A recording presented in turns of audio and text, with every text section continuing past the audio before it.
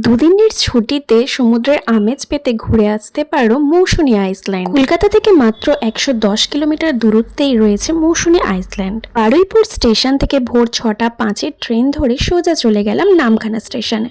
Namkhana station থেকে টোটো নিয়ে হুজ্জুতির ঘাট পেরিয়ে আর একটা টোটো নিয়ে সোজা চলে এলাম সি স্কাই ডিউলা। ঢুকতে ওয়েলকাম ড্রিঙ্কসে দিয়ে দিল সবাইকে একটা করে ডাব। এই রিসোর্টটায় tent, bamboo cottage, normal AC room, non AC room সবকিছুই অ্যাভেলেবেল আছে, বাট আমি নিয়েছিলাম টেন্ট বিকজ আমার ওই অ্যাডভেঞ্চারটা পছন্দ।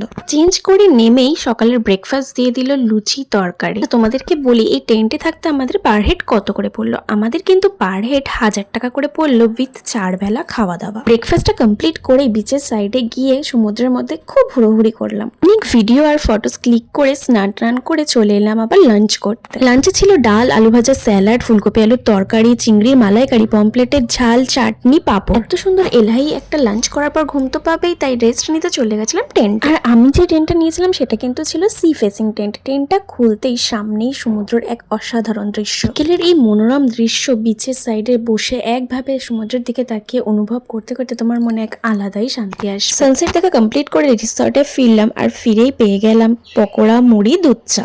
এনাদের যেহেতু 4 বেলার খাবার ইনক্লুড থাকে, তার মধ্যে পড়ে ব্রেকফাস্ট, লাঞ্চ, সন্ধ্যের টিফিন এবং রাতের ডিনার। চা পকোড়া খেতে খেতে বন্ধুদের সাথে জমিয়ে আড্ডাও দিচ্ছিলাম, সাথে কিন্তু খুব সুন্দর সুন্দর গান বাজনাও চলছিল। খুব সুন্দর একটা সন্ধে কাটাতে কাটাতেই তোমরা কিন্তু এখানে বারবিকিউ চিকেনও খেতে পারবে। আচ্ছা বলে রাখি, বারবিকিউ চিকেনটা কিন্তু ইনক্লুড থাকে না।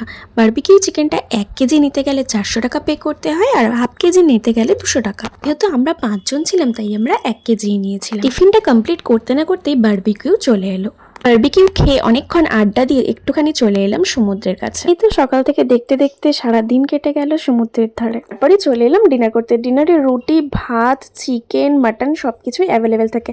হ্যাঁ, মাটনটা নিতে গেলে 100 টাকা বেশি পে করতে হয়, আর চিকেনটা কিন্তু ইনক্লুড থাকে। লেট করে একটু হাঁটাচলা করে ঘুমিয়ে নিয়েছিলাম, আর সকালে উঠেই দিয়ে দিল ব্রেকফাস্ট। ব্রেকফাস্টে ছিল লুচি, আলুর দম, ডিম সিদ্ধ, একটা মিষ্টি। চলো তাহলে এবার বাড়ি যাওয়ার পালা।